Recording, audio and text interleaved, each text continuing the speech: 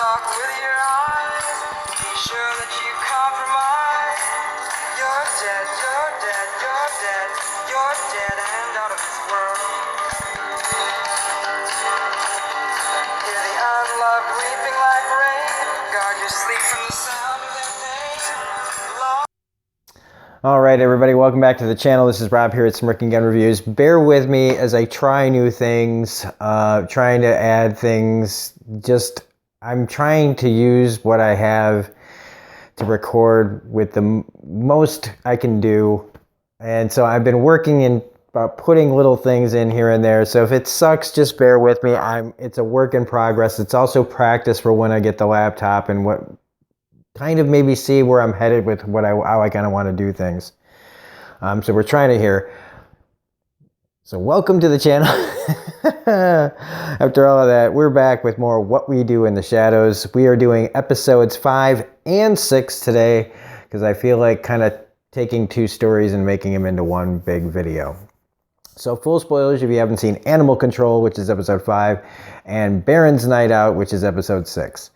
Okay, so, and they're both kind of small stories, so it's like really easy to talk about them, just enough to whet your appetite. So, Animal Control is just a silly episode. It's fun. Laszlo turns into a bat and tries to, mess with their neighbor until the neighbor's wife comes in and he gets caught by Animal Control. And so now Nandor, Guillermo, and Colin, forgot Mark Prox's name last episode, they have to go to Animal Control to get him. This is just where, kind of like The Office for vampires. It's really, really funny. All the ways that they all just keep screwing up. And the B story here is that Nadia is trying to figure out a way to cheat on Laszlo with her reincarnated lover Gregor, who keeps coming back to her throughout time as a new person who usually gets his head cut off, and this time he's in the body of this guy named, like she can't even say it. I love it. I didn't know what she was talking about. Like, what name is it gonna be? It's Jeff. I don't know what the hell that just was, but. But it's just funny because he's just some dud. And she's, has this over-romanticized vision of him. Because in this day and age, there are no Gregors that, people aren't like that anymore. Well, at least not here. And not in too many places except maybe where she originally comes from. There might be a couple of guys like that. But once she gives him back his memories, that's where it all comes in, and where he's like having to relive all his lives and deaths, and it seems mostly just his deaths. But it's all pretty funny, and while she's doing all that, they're getting stuck inside the Animal Control place, which is really funny. And we get to the old Saturday Night Live alum lady back, who I can't even remember her name. I don't know why I can't remember her name, but she was on SNL for a while. She was one of the. She's all right. She was in Men in Black. She's the one who gave Vincent D'Onofrio sugar water. But this is just kind of a silly episode, and while there's plenty of little jokes here and there, it's just. It all is made by seeing them, like Nandor goes in as a dog and gets put in the cage like he thought that would work, that kind of a deal. That's the kind of shenanigans we're dealing with. And so it's funny on its own, but it's not as funny as Baron's Night Out. And so we're going to talk about Baron's Night Out more than this one, so hang on one second. All right, so Baron's Night Out is the 6th episode, and this one's more of a stronger episode, and it actually follows this, the continuing story that we have here of what they were supposed to be doing, which was taking over America. Well, one street at a time, really.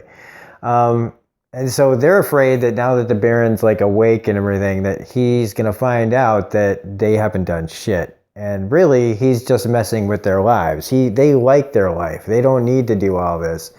But he comes from like this different time where, humans are food, and they've decided to evolve past all that.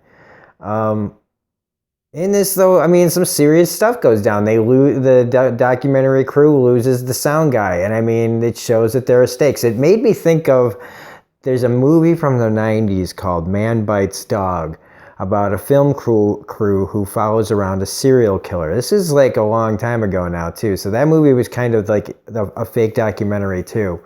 And it's about how eventually, you know, this serial killer that they're filming, he's kind of like a hitman. But he ends up like turning the guns on the people that are filming him at some points, and that's what this reminds me of like the dangers of this, because the Baron kills one of their guys, and I mean they don't even know how to protect him. I mean, Laszlo's like, hey, don't worry, we know we're gonna protect you, but he's just like, we don't know how.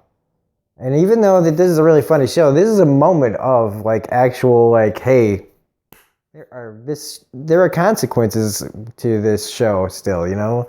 They didn't really hint too much at that in the original movie, but I figured, you know, like I kept waiting for that to actually kind of happen in the original movie, because they were dropping people in front of them. But again, the Barons played great, and once they really, you know, once they get him into the room with where he's got the robes, and they start talking about how he dresses and how he is on the street, it's a lot of fun. It's a lot of fun and weird, and just how, you know, people don't even notice things in New York because everybody is just, you know, oh, some people look like vampires. It's Tuesday. I also like how Colin's affected by the Baron, where he's just like, he kind of likes to throw it in their faces that he's like, he can be, you know, he's a day walker. He can go wherever he wants. He has all their strengths, none of their weaknesses. You know, he's Blade. Except he's actually, you know, he still feeds off people, you know. He's the accountant nerd version of Blade, and white. But you know, he likes to kind of lord it over them, but it's kind of interesting to see the Baron really puts him off. Like, this is just, he's a little too much for him, and I like that. And the weird creepy lady that follows him around, of course, is going to tell him, you know, that they've been plotting behind his back to kill him. And so the whole time you're kind of feeling like they're both just messing around until they finally admit to each other that they were going to kill each other. Then they get drunk off of people, I guess, and take drugs, and then come back home to their loft. And again, I don't like telling all this, you know, the jokes and everything in these things, because it's just, then it loses its charm if you have to hear about it in a review. If you haven't seen it, check it out. I mean, all the lines are there. There's so many good lines in here. But the big part is that they get back home, and the guy ends up, the Baron, whose real name is spelled Barren, and it was all just a nickname, so that because he doesn't have he doesn't have junk, that he can't have a progeny, and so it's all meant as a nickname. But he proceeds to accidentally burn his hand, and then falls down the stairs, then falls off the balcony.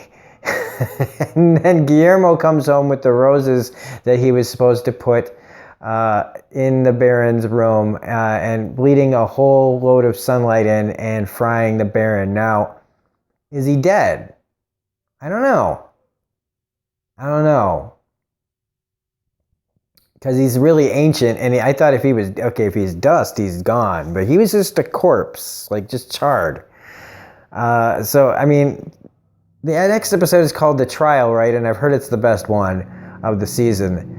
I can't wait to get to it. But, I mean, I guess if there's a trial, it would only be for murder, right? For killing one of their own. So I guess he's dead. Unless, I think it'd be funnier if he's not dead, man. Like just some crispy critter under all this burn makeup, and just be like one eye open, like just kind of pointing with his finger, and it like snaps up, like, who did this to you?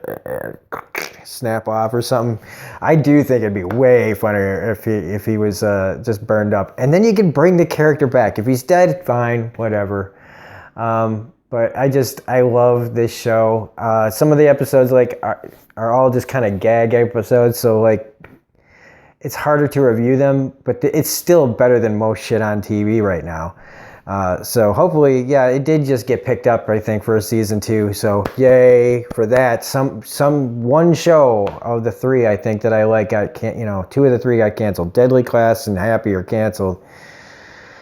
At least we still have this and other shows too. But anyway, I need to bitch a little bit about that. I also love the use of the song at the end of this. The Let's Go Sunnin'. Reminds me of Fallout 4, man. Yeah, and I wanted to play that music on here, but I decided to go with the main theme to the intro to the video. But oh my god, it makes me want to play fucking Fallout 4 now. Thanks, show. Anyway, that's all I got to say really about either of these episodes. But I'm really excited to talk about episode 7 once I get to it, because I've heard about some of the cameos, and if it's true what it really is doing, I mean, it's like the show. I don't mind it being meta as long as it's done right, and it sounds like it's going to be done right. So, oh man, I don't know if I'm going to watch it tonight, but I might wait for it tomorrow sometime, just like as a little reward for getting through all the other stuff I got to do tomorrow. So, anyway, if you like this review, please hit the like button, comment, share, subscribe, all that rigmarole. Otherwise, and give it up for Doug Jones again. He's so great. I don't know what am I expecting? Applause that I'm going to suddenly hear? Hit the bell for all notifications. Otherwise, this is Rob at Smirking Gun Reviews saying have a great night, and we will see you next time.